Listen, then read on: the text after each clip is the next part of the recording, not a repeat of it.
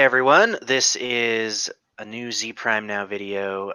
I'm Dylan Lockwood, editor at Zpryme. Joining me, my guest today is a director of smart city marketing at Itron, and also my mother, Angela Lockwood. How's it Hello. going, Mom? It's going great, Dilly, and this is fun. I've wanted to do a mother and son energy segment for a long time, and I guess it took social distancing to make it happen.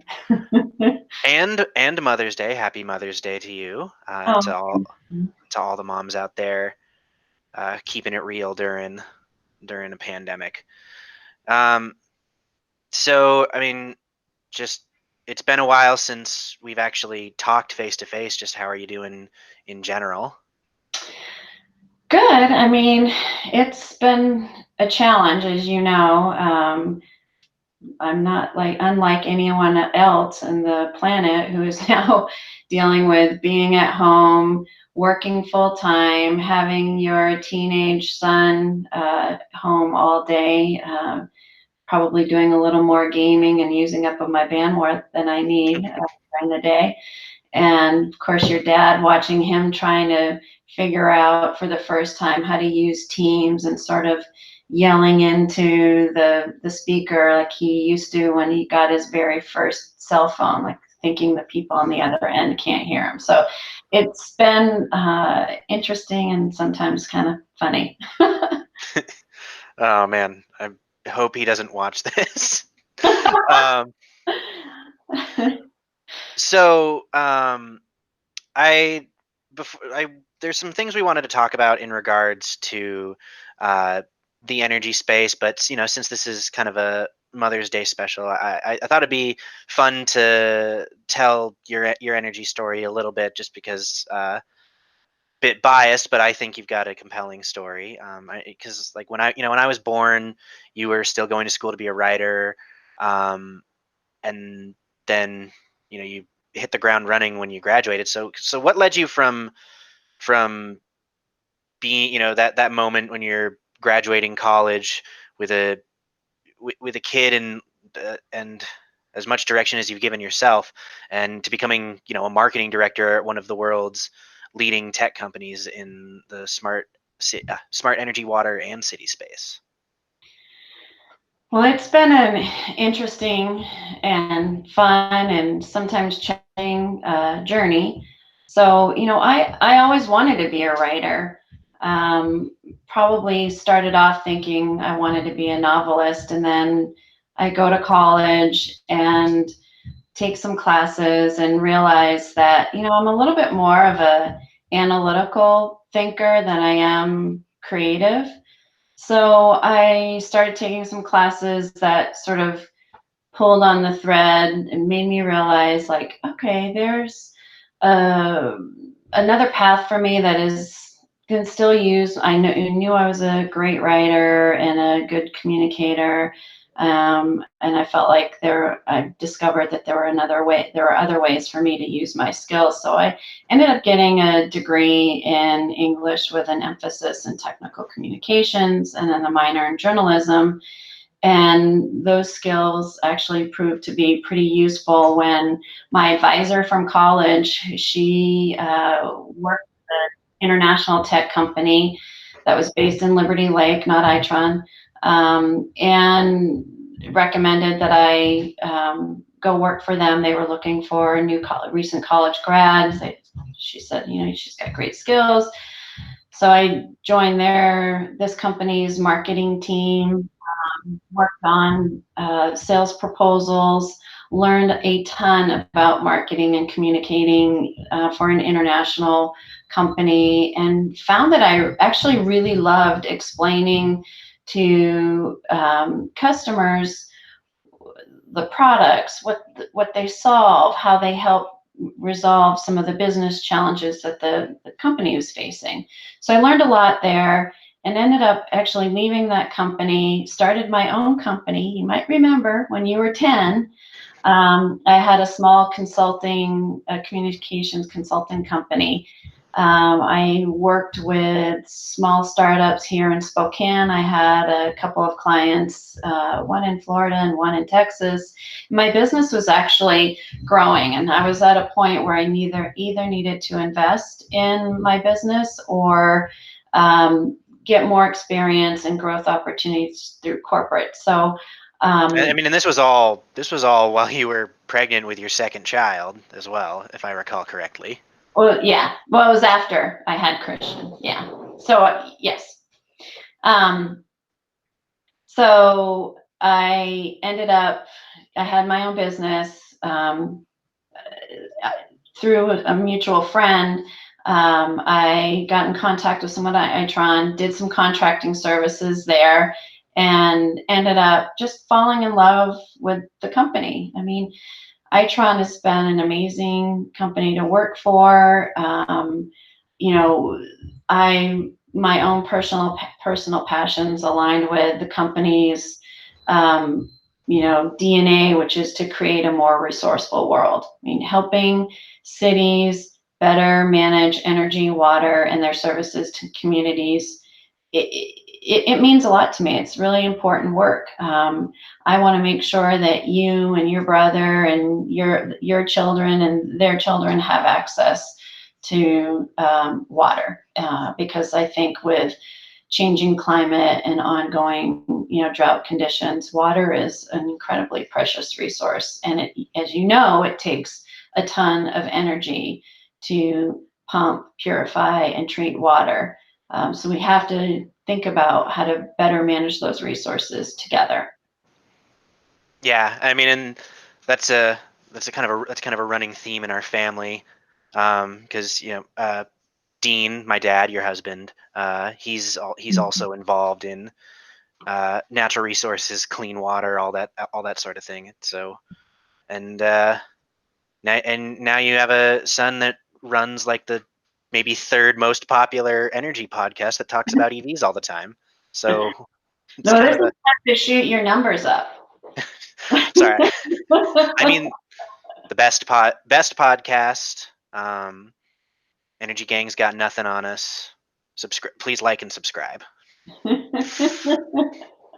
Um, so you, as a mom, have a kid still in school, and you've got a wider social circle than I do because you're more popular, and so just from your perspective, how would you say Spokane's kind of doing right now? We're doing kind of a soft reopening this week with some outdoor activities coming online, but business is still kind of waiting for a bit.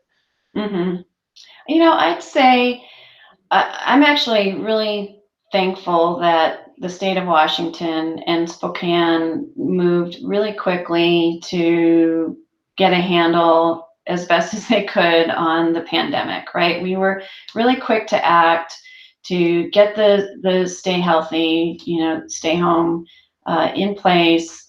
I actually feel like the first 2 weeks, while, and you and I even talked about this, sometimes we felt like the communication from the cities or even our local representatives wasn't great. We at least moved quickly, and I think that's why you can see in Spokane the number of people who are impacted, well, have the virus. The numbers are relatively, or pretty low. Um, Having Christian at home, looking at some of the community services that still um, in use under COVID, like Christian with it's junior in high school, he has to figure out, along with the school, because the schools really need to modernize how they approach education. So I'm watching him sort of figure out at the same time the schools figuring out how do we continue learning for these kids um, What's he doing right now? in school or Yeah, is the school doing anything? Have they sent anything about what fall is going to look like? Because I mean, I believe they're all closed up until fall. No, they haven't. They haven't declared they're closed up till. Oh, they're obviously closed through the end of the school year. So it's been clear that you know they're staying at home and not going back to school through the end of the school year.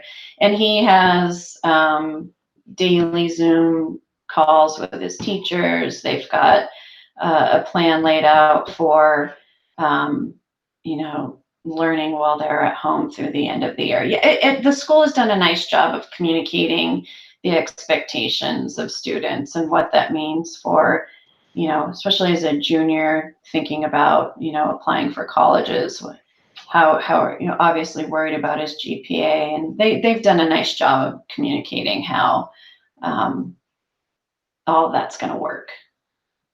For That's good. That's good to know. I mean, as someone who went to that high school, not going to name it, but it had communication issues before. So I'm glad that when the chips are down, they're able to pull it out. Um, so what about people's attitudes? You work with global, not just global clients, but global employees. Uh, how how's your side of the business holding up? I think it's tough for all businesses, right? Because this pandemic is changes, it's dynamic, how at the federal level, the state level. If you're talking specifically about how the mood of people, I think it's tough because each time we get an extension of the stay-at-home order, you see people sort of their energy takes a dip. But now that there's this, at least in the state of Washington, where the governor has outlined the 4 stages of reopening the economy, I do think people are generally more hopeful, can sort of see the light at the end of the tunnel. And as long as everyone continues to follow, the guidelines with the social distancing and the wearing the masks, I think people are seeing how we can get there to get to that, state of, okay, we're recovered. So what are some things that you're seeing around the country that are promising from like a post-COVID recovery standpoint, like from a city standpoint, since you Well, work in smart cities? yeah, I've attended a handful of webcasts with cities, just trying to hear from them directly, because I know what I've been reading and some of the conversations I've had with our customers. What we're hearing is, the revenue shortfall is, or drop off is pretty dramatic. And their cities are already looking at needing to cut their budgets, but meanwhile, they've got to continue to deliver the same services to citizens that they were delivering beforehand, plus meet some of the carbon emission reduction targets that they've set for themselves. So how do they do all of the things they were doing before on a smaller budget? Um, and I might be a little bias coming from my perspective, but I do think that technology has a role to play, right? If you select the right technology, you can, and I'm thinking particularly with cities that are considering upgrading their streetlights to LEDs and putting controls on them, we're actually hearing that, some of those programs that they've started before COVID are accelerating because you get the energy cost savings of the LED. On top of that, you get an additional, like up to 30% energy savings with the controls, and all sorts of other benefits with reduced carbon emissions, um, improved safety. It's been proven that if you have well lit neighborhoods, the crime rates go down. So we are seeing that cities are going to invest in programs that can, one, help them save money, that can, two, help improve the lives of their citizens.